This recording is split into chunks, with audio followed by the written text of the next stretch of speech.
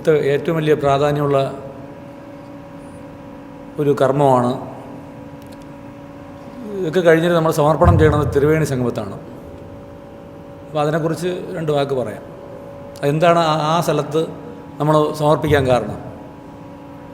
ത്രിവേണി സംഗമത്ത് പോയിട്ട് നമ്മൾ സമർപ്പിക്കുക, അതിന് പിന്നിലുള്ള കാരണം എന്താണ്, എങ്ങനെയാണ് ആ കർമ്മം വന്നത് എന്നുള്ള അതിനെക്കുറിച്ച് എനിക്ക് അത് വരാനുള്ള കാരണമാണ് ഞാൻ പറയണത്.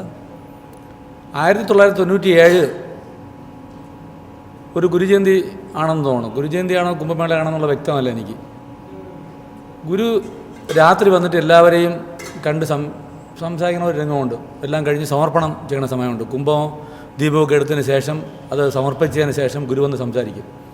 അങ്ങനെ സംസാരിച്ചതിന് ശേഷം ഗുരു പറയുകയുണ്ടായി, ഞാൻ കന്യാകുമാരിയിലോട്ട് വരണമുണ്ട്, എനിക്കതിനുള്ള സൗകര്യങ്ങളൊക്കെ ചെയ്യണം. അത് അന്ന് കന്യാകുമാരി ജില്ലയ്ക്കകത്തുള്ള ആൾക്കാരെ ഗുരു പറയണത് കളിയിക്കവളക്കാരെന്ന് പറയും.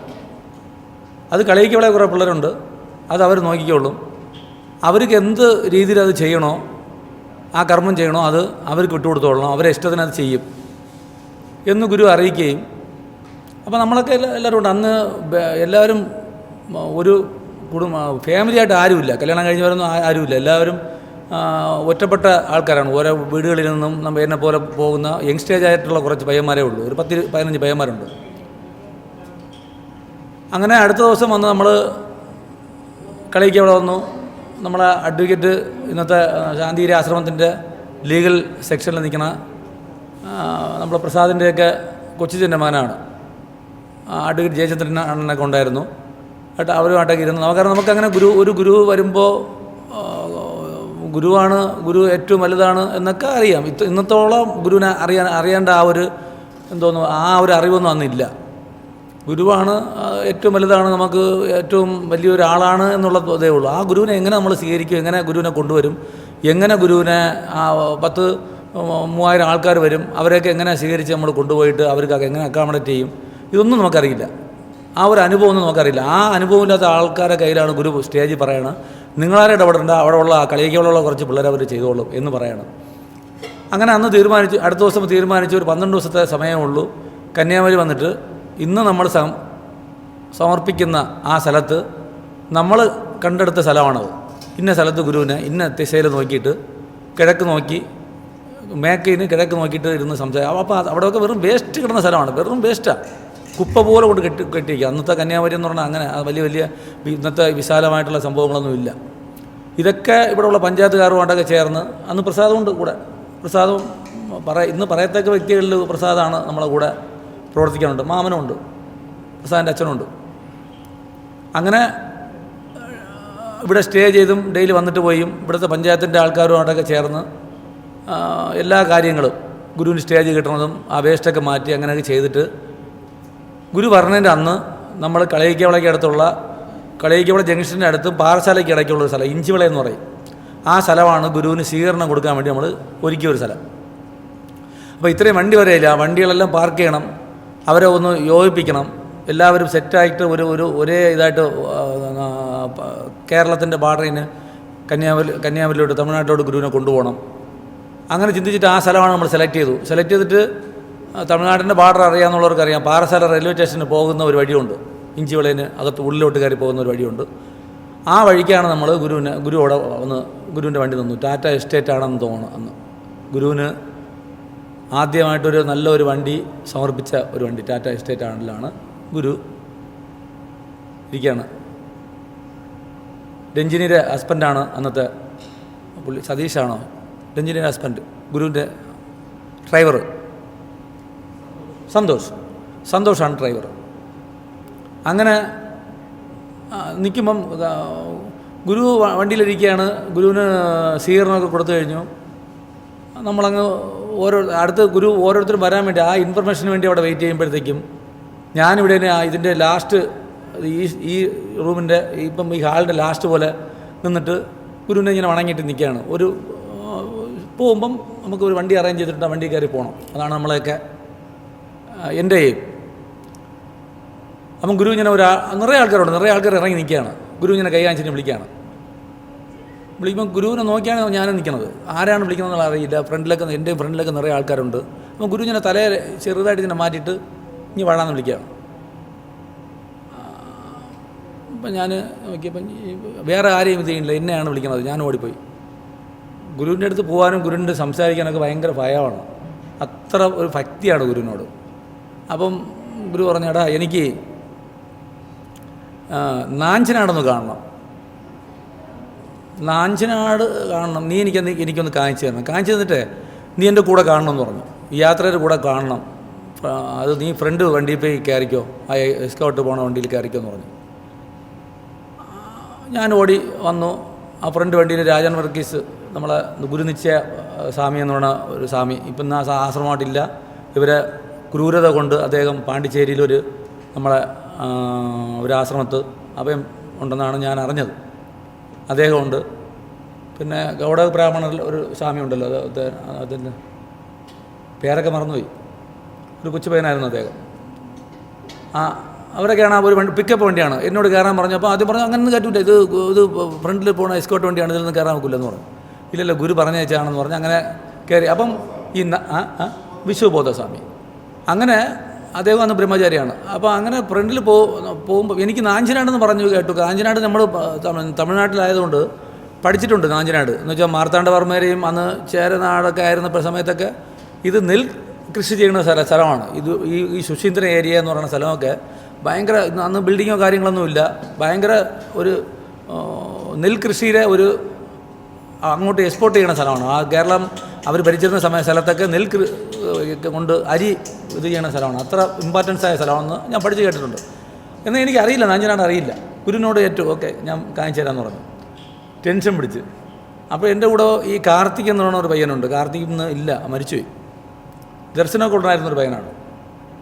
അവൻ തമിഴ്നാട് ട്രാൻസ്പോർട്ടിൻ്റെ കണ്ടക്ടറാണ്. അപ്പോൾ ഞാൻ ചോദിച്ചു, ഇവനറിയാം, എന്നെക്കാളും ഒരു 7-8 വയസ്സ് കുറഞ്ഞ എളുപ്പമാണ്, ഇവനറിയാമായിരിക്കുമെന്ന് പറഞ്ഞ് ഞാൻ അവിടെ കാർത്തിക് കൂടെ വാ, ഗുരു ഒരു സ്ഥലം കാണിക്കാൻ പറഞ്ഞു, വാന്ന് പറഞ്ഞു. അവനെയും കൂടെ ഒന്ന്, എൻ്റെ ധൈര്യത്തിന് അവനെയും കൂടെ പിടിച്ച് രണ്ടുപേരും കൂടെ ഫ്രണ്ട് വണ്ടി കയറിയിട്ട് ടെൻഷനാണ്. കാരണം ഗുരു പറഞ്ഞാൽ ഗുരുവിന് നാഞ്ചനാട് കാണിക്കണ്ടേ എന്ന് പറഞ്ഞിട്ട് നമ്മളങ്ങനെ കളികളെ കഴിഞ്ഞു, മാർത്താണ്ഡം കഴിഞ്ഞു. അപ്പോൾ ഞാൻ അങ്ങനെ ചിന്തിക്കുകയാണ്, നാഞ്ചനാട് അത് എന്തായാലും വയൽ നിറയെ ഉള്ള സ്ഥലമാണ് എന്ന് പറഞ്ഞിട്ട് ഗുരുവിൻ്റെ വണ്ടിയാണെങ്കിൽ അങ്ങ് പിടിക്കും, ലൈറ്റിട്ട് തരും നമുക്ക് പിറകിന്. ഫ്രണ്ടിൽ പോകുന്ന വണ്ടിയൊക്കെ പറക്കണം, ആ ലെവലിലായിരിക്കും അന്നത്തെ സ്പീഡ്. അന്നത്തെ സിംഗിൾ റോഡിൽ എത്ര സ്പീഡിൽ പോകുക ആ രീതിയിൽ ഗുരുവിൻ്റെ വണ്ടി നമ്മൾ തൊട്ട് വരും. നമ്മൾ സ്ലോ ആക്കണമെങ്കിൽ ഇവിടെ ലൈറ്റ് കത്തും, അപ്പോൾ നമ്മൾ ആ രീതിയിൽ സ്പീഡിൽ പോകും. അപ്പോൾ ഞാൻ കുമാരകോവിൽ തക്കല കഴിഞ്ഞപ്പോൾ എനിക്ക് മനസ്സിലായി കുമാരകോവിലിനടുത്ത് വയലാണ്. അവിടെയൊക്കെ ഭയങ്കര സെറ്റപ്പുള്ള സ്ഥലമാണ്, വയലും കാണുന്ന സ്ഥലമൊക്കെ വയലാണ്. എന്നാൽ ഇതായിരിക്കും നാഞ്ചനാട്.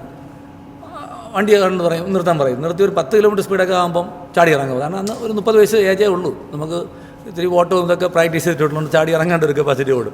ചാടി ഇറങ്ങിയിട്ട് ഓടി ഗുരുവിൻ്റെ അടുത്ത്, ഗുരു നാഞ്ചനാടാണ്. എനിക്കറിയാമെന്നുള്ളത് പോടാ എന്ന് പറഞ്ഞിട്ട് എല്ലാം ഇൻസൾട്ട് ചെയ്തുള്ളൂ. വീണ്ടും അവിടെ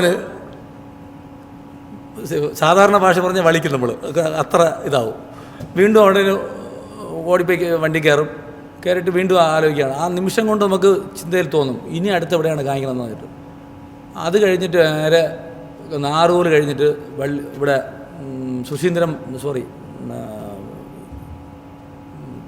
പാർവതീപുരം പാലം, അവിടെ വന്ന് ബിൽഡിംഗ് ഒന്നുമില്ല, കാണുന്ന സ്ഥലത്തൊക്കെ വയലാണ്.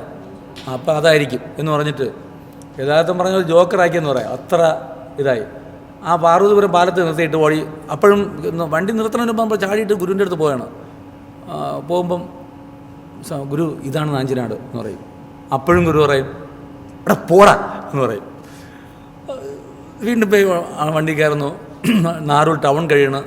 അപ്പോൾ ഇന്ന് ഗുരുവിന് എസ്കാർഡ് എന്ന് പറയുന്നത് 185 ബസ്സടക്കം 10-40 ബസ്സടക്കം 185-86 വണ്ടിയുണ്ട്. ഒരു പോലീസൊന്നുമില്ല അന്ന്. ഇന്ന് മഹേഷണൻ്റെ കൂടെ നിൽക്കുന്ന കുമാറും യമഹ കുട്ടൻ എന്ന് പറയുന്ന ഒരു പയ്യനുണ്ട്. അപ്പം യമഹ ഭയങ്കരമായിട്ട് വിടും. അന്ന് യാത്രയിലുണ്ടായിരുന്ന ആരെങ്കിലും ഉണ്ടെങ്കിൽ അവരറിയാം. അവർ രണ്ടുപേരുമാണ് യമഹ വണ്ടിയിൽ വന്നിട്ട് വരണ വണ്ടിയൊക്കെ പാതിയിൽ ക്രാസ് ചെയ്യും. ഗുരുവിൻ്റെ വണ്ടി ഏത് സ്പീഡിൽ പോയാലും വരണ വണ്ടി അവർ നിർത്തിയിട്ടാണ് ഗുരുവിൻ്റെ വണ്ടിയെ പാസ് ചെയ്യേണ്ട സ്ഥലം കൊടുക്കുന്നത്. അന്ന് പിറകെയിരുന്ന് പോയത് ജീവൻ വെച്ചിട്ടുള്ള ഒരു എസ്കോട്ടായിരുന്നു. അതിനിടയിൽ കൂടെ ഒന്ന് രണ്ട് പേരെ കോമ്പറ്റീഷൻ ചെയ്യാൻ വന്നു അവരെ കൂടെ വന്ന് ഫ്രണ്ടിൽ പോകാൻ വേണ്ടി. അപ്പം ഗുരു ഒരിടത്ത് നിർത്തിയിട്ട് എൻ്റെ അടുത്ത് പറഞ്ഞാടാ അവനങ്ങ് വെളിയിൽ പോകാൻ പറ, ആ പിള്ളേർ നോക്കിയാൽ മതി എന്ന് പറഞ്ഞു. അങ്ങനെ ആണ് ഗുരുവിൻ്റെ ഫ്രണ്ടിൽ പോയിട്ട് ഗുരുവിനെ യാത്ര കൊണ്ടുപോയത്. ഇതും കഴിഞ്ഞിട്ട് ഞാൻ എന്ത് ചെയ്തതെന്ന് വെച്ചാൽ എന്തായാലും വീണ്ടും കാണിക്കണം, നാഞ്ചനാട് കാണിക്കണം എന്നുള്ളത് ലക്ഷ്യമാണ്. സുശീന്ദ്രൻ പാലത്തിൻ്റെ അടുത്ത് വന്നിട്ട് ഇതേപോലെ തന്നെ ഗുരുവിൻ്റെ അടുത്ത് പോയിട്ട് ഗുരു നാഞ്ചനാടാണ് എന്ന് പറഞ്ഞിട്ട് ഇങ്ങനെ ഗുരു പറയുമ്പോൾ ഗുരു പറഞ്ഞാൽ അവിടെ നിർത്തുമെന്ന് പറഞ്ഞു.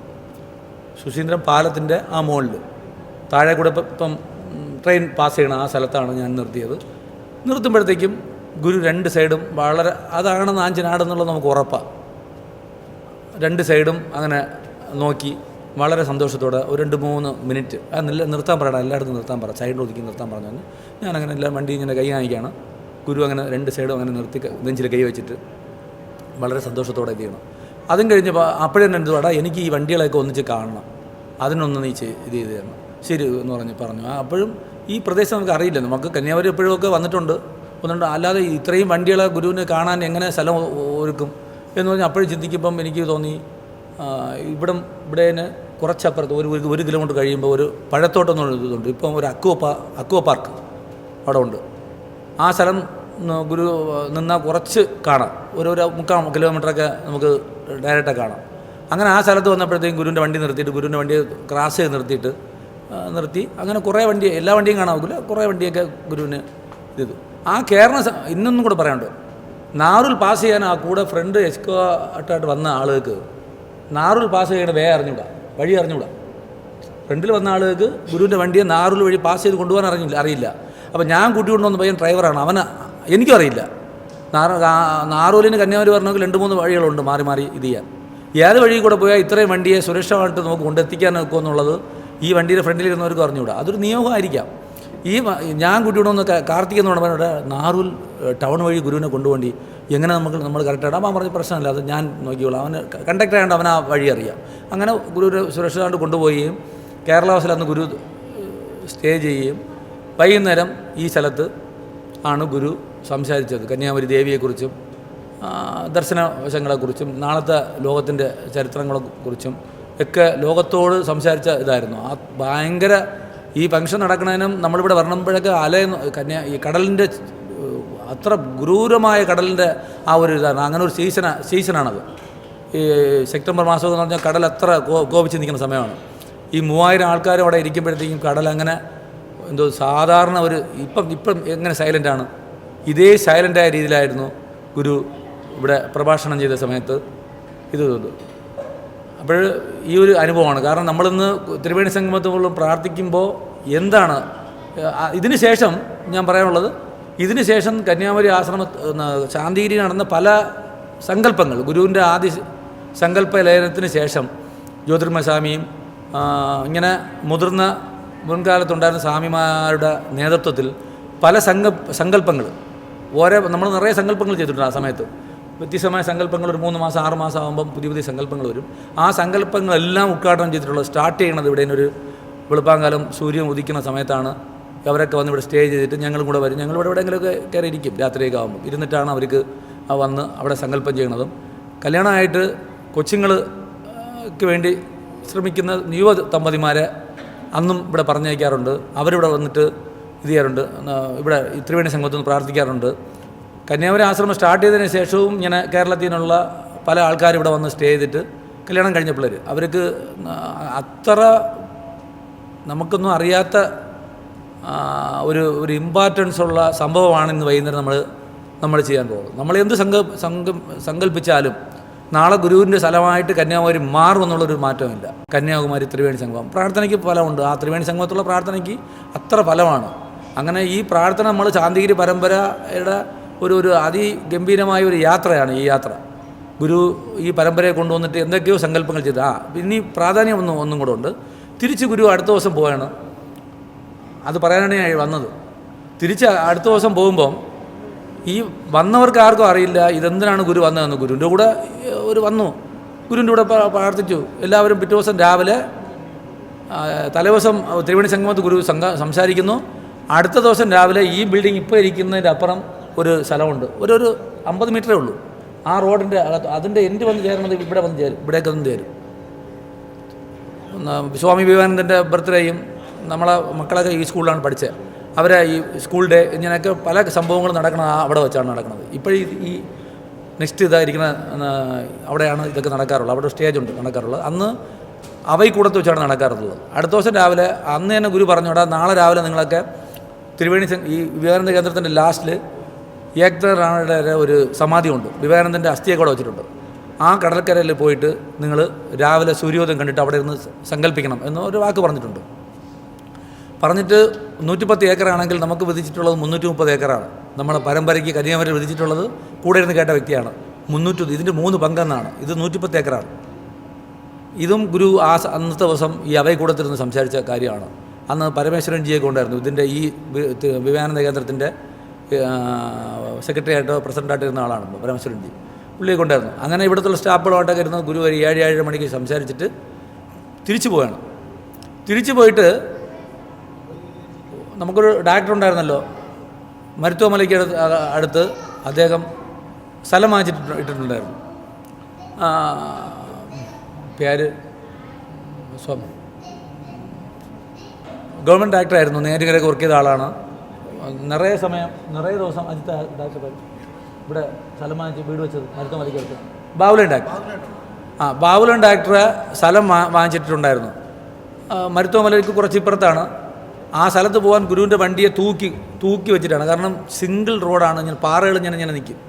അത്ര കഷ്ടപ്പെട്ടാണ് ഒരു ഗുരു വന്ന് ആ കല്ലിട്ടത്. ആ സ്ഥലത്ത് വന്ന് ഇന്ന് അവിടെ ഒക്കെ റോഡായിട്ടുണ്ട്, നല്ല റോഡായിട്ടുണ്ട്. ഗുരുവിൻ്റെ വണ്ടിയിൽ ടയർ കയറില്ല. അങ്ങനെ എത്രയോ ആൾക്കാർ വന്നിട്ട് തൂക്കിയൊക്കെ വെച്ചിട്ടാണ് ഗുരുവിൻ്റെ വണ്ടി അതിനകത്ത് കൊണ്ടുപോയിട്ട് ആ കല്ലിടുന്ന കർമ്മത്തിലും കൂടെ ഉണ്ട്. കാരണം നമുക്ക് ഒരു വാക്ക് കിട്ടിയല്ലോ കൂടെ കാണണമെന്ന്. അങ്ങനെ അതും കഴിഞ്ഞിട്ട് നേരെ കളിയിക്കവളയ്ക്ക് അടുത്ത് ഡോക്ടർ കുറുപ്പെന്നൊരാളുണ്ടായിരുന്നു. മെഡിക്കൽ കോളേജിൽ ഇത് ഹാർട്ടിൻ്റെ സർജറിയുടെ മെയിൻ ഡോക്ടറായിരുന്ന ഒരാളാണ്. അദ്ദേഹത്തിന് കളിയിക്കവളയിൽ വലിയൊരു സെൻ്റർ ഉണ്ടായിരുന്നു. ഈ ഇതിൻ്റെയൊക്കെ ഈ ഷുഗറിൻ്റെയൊക്കെ സെൻ്റർ ഉണ്ടായിരുന്നു. പുള്ളിക്കാരൻ ജീവൻ വിട്ടൊക്കെ പോകും. ഈ യോഗയിലുള്ള ഒരു ഇതാണ്, അതിൻ്റെ ഒരു പാകമാണ്. ജീവൻ വിട്ട് പോകും, മണിക്കൂറുകൾ കഴിഞ്ഞ് തിരിച്ചു വരും. അത് നമ്മുടെ ആശ്രമത്തിൽ വന്ന ഒരു കൊച്ചവിടുത്തെ സ്റ്റാഫായിരുന്നു. അവർ അങ്ങനെ പറയുന്ന സമയത്ത് തട്ടിയാൽ ആ ജീവൻ തിരിച്ചു വരും. അതൊരിക്കും ജഡമായിട്ട് കിടക്കും. ഡോക്ടർ കുറുപ്പെന്നാണ്, കുന്നേത്ത് ആസ്പത്രിയാണെന്ന് പറയണം. അതൊക്കെ ഇന്ന് കൈമാറിപ്പോയി, വേറെ ആൾക്കാരുടെ കയ്യിൽ പോയി. ആ സ്ഥലത്ത് ഇദ്ദേഹം എപ്പോഴും ആശ്രമത്ത് വന്ന സമയത്ത് ഗുരുവിനെ ക്ഷണിച്ചിട്ടുണ്ടായിരുന്നു. ആ സ്ഥലത്തും അത് കളിയിക്കോള ജംഗ്ഷനിലെ പള്ളിക്കടുത്തിന് വലത്തോട്ട് റോഡ് പോകും. അതും റെയിൽവേക്ക് പോണ റോഡാണ്. കുറച്ചപ്പുറത്ത് ഒരു 1/2 കിലോമീറ്റർ പോകുമ്പോഴാണ് ഒരു 7-8 ഏക്കർ സ്ഥലമാണത്. ഫോറിൻകാർക്കൊക്കെ വന്ന് സ്റ്റേ ചെയ്യാനുള്ള സ്കട്ടുകളൊക്കെയാണ് അവർ ചെയ്തിട്ടുള്ളത്. ആയുർവേദ ട്രീറ്റ്മെൻറ്റാണ് ചെയ്യണം. അവിടെ വന്നിരുന്നു ഗുരു ഒരു മണിക്കൂറോളം അവിടെ അദ്ദേഹത്തിനും അവിടെയുള്ള സ്റ്റാഫുകളുമായിട്ട് അദ്ദേഹത്തിൻ്റെ ജ്ഞാനത്തിന് കിട്ടാൻ വേണ്ടിയുള്ള കുറേ കാര്യങ്ങളൊക്കെ പറഞ്ഞിട്ട് വീണ്ടും ആശ്രമത്ത് പോയി. ആശ്രമത്ത് പോയിട്ട് ഒരു 7-7:30 മണിയാവും ആശ്രമത്ത് എത്തുമ്പോൾ. ഫ്രണ്ടിൽ ഇന്ന് ആലമരം ഇരിക്കുന്ന ആലരസ ഒരു മരം നിൽക്കുകയില്ലേ ഫ്രണ്ടിൽ, ആ മരത്തിൻ്റെ മുകളിൽ ഒരു ചെയറെടുത്തിടാൻ പറഞ്ഞു. ഇതുപോലത്തെ ഒരു പ്ലാസ്റ്റിക് ചെയറെടുത്തിട്ട് കൊടുത്തു. ഗുരു ആ ചെയറിലിരുന്നു. ആൾക്കാരോട് ചോദിച്ചു, അവസാനത്തെ എല്ലാ വണ്ടിയും വന്നാടാന്ന് ചോദിക്കുകയാണ്. എല്ലാ വണ്ടിയും വന്നു എന്ന് പറയണത് വരെ, സകല വണ്ടിയും വന്നെന്ന് പറയണത് വരെ ഗുരു ആ സ്ഥലത്തിരുന്നു. എല്ലാ വണ്ടി അകത്താക്കിയിട്ടാണ് ഗുരു അവിടെ വിട്ട് സ്റ്റേജിൽ പോയത്. സ്റ്റേജിൽ വിട്ട് ആടുത്തൊന്നും കഴിക്കരുതെന്ന് പറഞ്ഞു. ഇത് ഞാൻ പറയണത് വാക്കുകൾ ഇവിടെ എന്നെക്കാളും മുതിർന്ന ഗുരുവായിട്ട് ഏറ്റവും അടുത്ത ആൾക്കാർ ഇവിടെ കാണും. അന്നത്തെ യാത്രയിൽ പങ്കെടുത്തവർ, അല്ലെങ്കിൽ ഈ പരമ്പരയിൽ നിന്നും കാണും, അല്ലെങ്കിൽ നാളെ ഈ വായിച്ച് കേൾക്കുമ്പോൾ അവർക്ക് മനസ്സിലാവുമല്ലോ. ആരോടൊന്നും കഴിക്കണ്ടെന്ന് പറഞ്ഞിട്ട് ഗുരു സ്റ്റേജിൽ കയറിയിട്ട് എല്ലാവരെയും അതിസംബോധന ചെയ്ത് ഗുരു സംസാരിച്ചപ്പോൾ ഗുരു പറഞ്ഞത് എന്തെന്നറിയാം? അതൊരു മഹാസങ്കല്പമായിരുന്നു. ഈ വന്ന് 2800-3000 ആൾക്കാർ പോയെങ്കിൽ അവരെ കൂടെ തിരിച്ചു വരുമ്പോൾ അവരെ പ്രതിക്കളായിട്ടും മുൻഗാമികളായിട്ടും, എനിക്ക് ആ വാക്കൊന്നും പൂർണ്ണമായിട്ടുള്ള വാക്കുകൾ പറയാൻ അറിയില്ല, ലക്ഷോപലക്ഷം കോടിക്കണക്ക് ഓരോ പ്രതിക്കളുടെ കൂടെയും ലക്ഷോപലക്ഷം പ്രതിക്കളാണ് ഗുരു ആശ്രമത്തോട്ട് വിളിച്ചുകൊണ്ട് വന്നത്. വീട്ടിൽ പോയവർക്ക് ഈ പ്രതിക്കൾ അവരെ വീട്ടിൽ പോകും. തിരിച്ച് ഗുരുവിൻ്റെ കൂടെ വന്നവർക്ക് ഈ പോയ കർമ്മം അവിടെ പൂർത്തിയാവും. ഗുരു അവിടെ അവർക്ക് എന്ത് കൊടുക്കണോ അത് കൊടുത്ത് അവിടെ പൂർത്തീകരിക്കും. വീട്ടിൽ പോയവർക്ക് എന്ത് ചെയ്യും? ഈ പ്രതു അവരെ വീട്ടിൽ ആവും. പിറ്റേ ദിവസം ഈ സംഭവം അറിഞ്ഞിട്ട് ഇത് ഇങ്ങനെ ഗുരു സംസാരിച്ചു. ഇതാണ് ഇതിൻ്റെ പ്രാധാന്യം. അതിൻ്റെ പിന്നിൽ ആത്മീയമായ നിറയെ വിഷയങ്ങൾ കാണാം. അന്ന് എൻ്റെയൊക്കെ കൊച്ചു പ്രായമാണ്. അത്രത്തോളം മനസ്സിലാക്കാനുള്ള അറിവ് ഒന്നും നമുക്കില്ല. അല്ലെങ്കിൽ അടുത്ത പ്രാവശ്യം പോയി ചോദിക്കാനുള്ള അറിവൊന്നും ഞങ്ങൾക്കില്ലായിരുന്നു. അത് പിറ്റേ ദിവസം അറിഞ്ഞിട്ട് പാറശാലയും ആ പ്രദേശത്തുള്ള ആൾക്കാരൊക്കെ വീട്ടിൽ പോയവരൊക്കെ വിഴുന്നടിച്ച് ഇവിടുന്ന് ഗുരുവിൻ്റെ കാലത്ത് അയ്യോ ഗുരുവെ ഞാൻ വീട്ടിൽ പോയി എന്നൊക്കെ പറഞ്ഞ കാര്യങ്ങളുണ്ട്. ഇതാണ് അതിൻ്റെ ബേസിക്. അത്ര നമ്മൾ ശാന്തിഗിരി പരമ്പരയ്ക്ക് നടന്ന ഏറ്റവും വലിയ ഒരു കർമ്മ ആണ്. ലോകം ഉള്ളിടത്തോളം കാലം ഓർമ്മിക്കാനുള്ള, അതിനെ പൂജിക്കാനുള്ള, ആചരിക്കാനുള്ള ഒരു ദിവസമാണ് ഈ ഗുരു വന്ന ഒരു ദിവസം. പിൽക്കാലങ്ങളിൽ അത് സംഭവിച്ചെന്ന് വരാം. ആ സ്ഥലത്താണ് നമ്മൾ പോയി ഇന്ന് പ്രാർത്ഥിക്കുന്നത്. ആശ്രമം വിട്ട് നമ്മളൊരു 3-4 വർഷങ്ങൾ കൊണ്ട് ആശ്രമത്തിൽ പോകാതായി. ഇപ്പം നമ്മളിപ്പം എന്തോ പറയാൻ രാമൻ കാട്ടിൽ സഞ്ചരിച്ച പോലെയാണ് നമ്മളെയും ഇത്. ആശ്രമമില്ല. ഞങ്ങളും ഈ ത്രിവേണി സംഗമത്താണ് നമ്മൾ ദുഃഖങ്ങളും കാര്യങ്ങളൊക്കെ കൊണ്ട് സമർപ്പിക്കാറുള്ളത്. പൗർണമി തോറും ചെന്ന് പ്രാർത്ഥിക്കാറുള്ളതും സമർപ്പിക്കാറുള്ളതും അതിനുള്ള ഫലങ്ങൾ നമ്മൾ കാണുന്നുമുണ്ട്. അത്രത്തോളം പ്രാധാന്യമുള്ളതാണ് എന്ന് പറയണം. പിന്നെ ഈ ഇതുപോലത്തെ കാര്യങ്ങളിൽ സംസാരിക്കാൻ വിളിക്കുമ്പോൾ മാറി മാറി അങ്ങോട്ട് ഇങ്ങോട്ട് ചെയ്യണമല്ല. എല്ലാവരും അപ്പോഴേ നമുക്കൊരു പ്രാക്ടീസ് വരും. ഞാനൊന്നും ഇതൊന്നും പഠിച്ചിട്ട് വന്നതൊന്നുമല്ല. ഞാൻ ഇതിനെക്കാളും സംസാരിക്കാനൊന്നും അറിഞ്ഞുകൂടാത്ത ആളാണ്. ഇത് ഇങ്ങനെയൊക്കെ വന്ന് ഈ ഇതുപോലത്തെ കാര്യങ്ങൾ ഇടപെടുമ്പോഴാണ് നമ്മളിലുള്ള ഓരോ കാര്യങ്ങൾ ഈ കൊച്ചു പിള്ളേർക്ക്, ഇവിടെ ഉള്ള പിള്ളേർക്കൊക്കെ മനസ്സിലാക്കാനും അവരെ ഈ പരമ്പരയിലോട്ട് അടുപ്പിക്കാനും കഴിയും. അതിൽ മടിച്ചിരിക്കേണ്ട. നമുക്ക് എന്തെങ്കിലും പറയാൻ കഴിവുണ്ടെങ്കിൽ ഇതൊരു അവസരമായിട്ട് നമ്മൾ കണക്കാക്കിയിട്ട് അത് ചെയ്യണം. ഓക്കെ, സദ്ഗുരു ശരണം.